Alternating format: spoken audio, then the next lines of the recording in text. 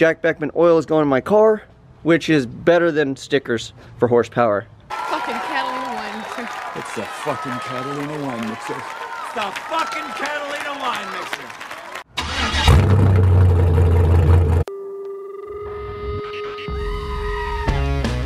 What is up, everyone? So today I'm actually going to work on the Maliboom and make a list of all the stuff I need to do in order to get this guy off to Vegas for LS Fest, then start on some of the things that I know it needs prior to doing the things that I know I want to do to it. So namely on the list, I have a mystery oil pressure issue I think is just a pinched O-ring when I installed it, so I'm going to mess with that today, which is a pain in the ass. Got to change the oil, drop the pan, all that fun stuff. So if we get that handled, I will put that back together.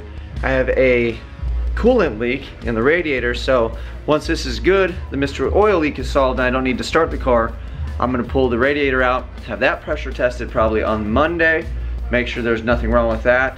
There's a little piece on the neck, I think it's leaking around the neck or whatever, else have them welded up. It's aluminum, so I can't do it. So I got gauges to mount. I want to put a new shifter in, I want to put new tires on, so I have to find tires and wheels. We're going to weld up the rear end for a posi unit because I don't have posi in the car. I gotta mount the oil pressure gauge. I think it's a water temp gauge, like a real one my buddy gave me. So I'll just mount normal gauges, whatever I have. Or I might look into getting a digital gauge, like the digital dash where it's the OBD2, but that won't give me oil pressure, which I need, so I have that. I think it'll do water temp though, because I have a coolant temp sensor in there. So I'm gonna kick around the idea, because if it's easier just to do a little digital display and I can see all the parameters the engine sees, we may do that. And then other than that, as far as performance upgrades go, I'm going to do some 241 heads that they did a backyard port job on. Gonna slap those on. I'm gonna put on E85. We got a new harness coming, 80-pound injectors. I'm running 80-pound. They're a little big for an NA application, but I got them for a good deal, so I'll just tune it accordingly for that. Trailblazer SS intake may possibly make its way on there. If that does, I have to put a fuel pressure regulator and also a content sensor for the E85 swap with the heads. So heads, E85, new intake manifold, new throttle body, fuel pressure regulator, mount the gauges. I need to write this stuff down. We got a lot of stuff to do, so I'm gonna get working on this thing and I will show you guys kind of as we go where we're at, kind of steps, and me getting down and doing it. So let me show you guys where we're at. I've got all of the oil pan bolts out. Didn't make a terrible mess with the oil, but we have, I don't even know if you can see it, there you go, zero clearance from the oil pan to the cross member. So this is the oil pan, that's the cross member, and they're basically touching, motor's in place. So now I have to pull the motor mount bolts out. Anything else that might give me trouble, and try to lift the motor up, see if I can slide that pan off, and we will go from there. So this is what we got. This is the Felpro. This is the one that was on the pickup tube. So this one's a little fatter. It's skinnier in diameter, but when you put this on the tube it should stretch and there's more meat. It's a thicker O-ring than that one. This one just kind of slid in and out, so pretty sure that's the problem. The oil's draining back down, so I'd lose oil pressure right when I started it, or before I started it, it wouldn't build it, so I'd have to crank it. So I just dropped the tube down. Hopefully I could stuff everything over there without dropping anything in the pan, and if I do that, then we're pulling the motor, so let's not do that. So here we are. I've got the car off the jack stands. As you can see, nothing under it, ladies and gentlemen, except a mess, because that's a given. I always make a mess anyways. And then I did change the oil filter because this was the first oil change that was in it when I put the cam in, dyno time, all that stuff. So it had all the cam lube and whatever else was in there. So basically rinse it out with new engine oil. So we're about to throw that in here. Obviously I'll take my chain off, but here's a quick fun fact with this engine oil. This is actually from Jack Beckman, the nitro funny car driver. He lives here in Norco. He had this in his garage, and I have a friend of a friend that knows Beckman, so he gave it to my buddy, and it ended up here. So thank you, Jack Beckman, even though you don't know me. I live probably a couple blocks from you, dude. And it's gonna go in my car. which means Jack Beckman oil is going in my car, which is better than stickers for horsepower. I'm just throwing that out there.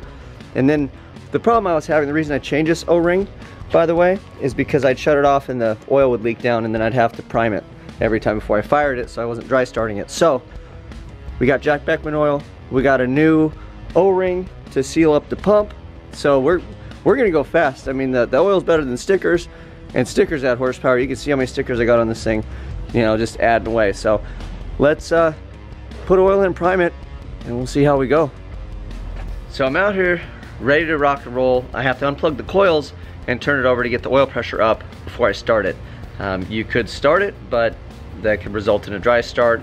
You're either gonna put a lot of wear on the engine or bad things will happen. And I don't want bad things to happen because I just went through a day of doing stuff to make bad things not happen. So I was about to turn the camera on, unplug the coils, show you guys how we prime it before we pop it, get it on film, and then victory. Well, I leaned over the engine and then my dad brain kicked in and I went, I think my toddler's sleeping because today is Saturday, so he's home. And if I start this, it is so loud, he's gonna get up and be like, oh, the Maliboom, and then my wife's gonna run out here and just kick my ass. And then that'll be on camera, and then that'll be on YouTube. It may go viral, but I'll just go down in history as a loser. So I'm gonna prevent that from happening. I'm gonna go eat a snack or something and come back. Even though I'm excited, I wanna get this thing done because I have other stuff to do. Self-preservation, dad brain kicked in. Don't get your ass kicked by your wife. Let your toddler sleep. We can pop this thing in a little while. So I'm gonna come back. We will do just what I said. And then hopefully magic happens. And if not, it'll be a lot of disappointment at least. So something to look forward to. So here we go. We gotta unplug the coils so it doesn't fire until we have oil pressure. So those are off. My super sweet install on my computer. It's on the floor still. And then I got this guy. This is the fuel pump relay. See if I can unplug this one-handed. This is pretty awesome. So I'm gonna unplug this so the fuel doesn't cycle the whole time I'm sitting here trying to crank it and kill the battery. And this is my super sweet install on my oil pressure.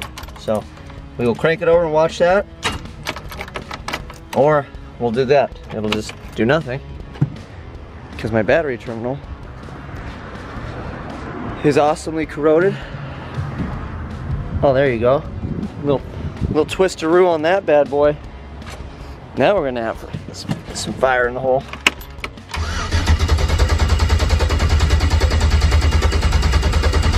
And that guy says we're good. We plug it all back in.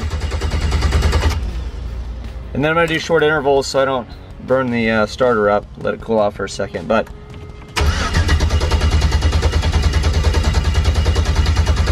when the needle says it's happy, we plug it in, and then hopefully Bob's your uncle.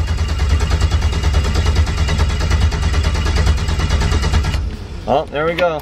We got live, so I'll turn it all off. Put my relay back in. Okay, let's put the relay back in. Fuel pump relay.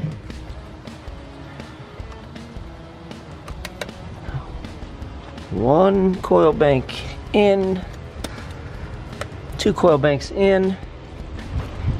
Now, let's see if we got a party.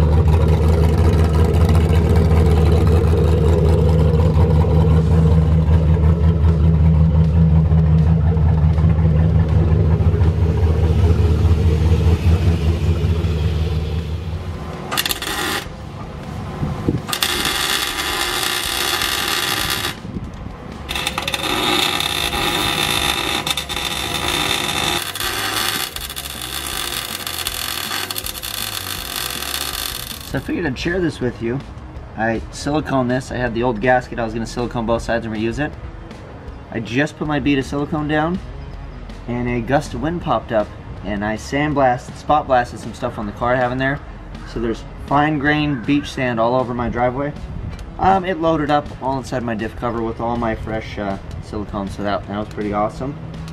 And then I got angry and peeled it off and threw it in the trash, so now I'm just going to silicone this thing and glue it on and hope that seals it. So got the cover back on, got the Lincoln locker done. Pretty much the best welds on the planet that I've ever seen. Fucking Catalina one.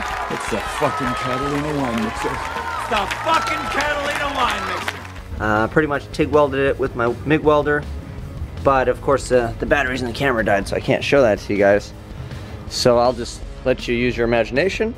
So that is a wrap for today. We are done with the Maliboom. As far as today is concerned, I have to clean up, but I've got a Lincoln Locker posi traction now. I drove it around the block. It didn't seem to fall apart, so in my book, we're good.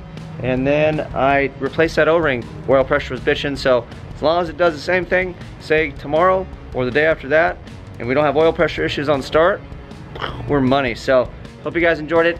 A lot more videos to come. Next time I'll do a little more filming, but I was so greasy dirty, touching all the gear oil and everything, the oil under this. I didn't want to mess with the camera. So more to come. You guys keep it locked.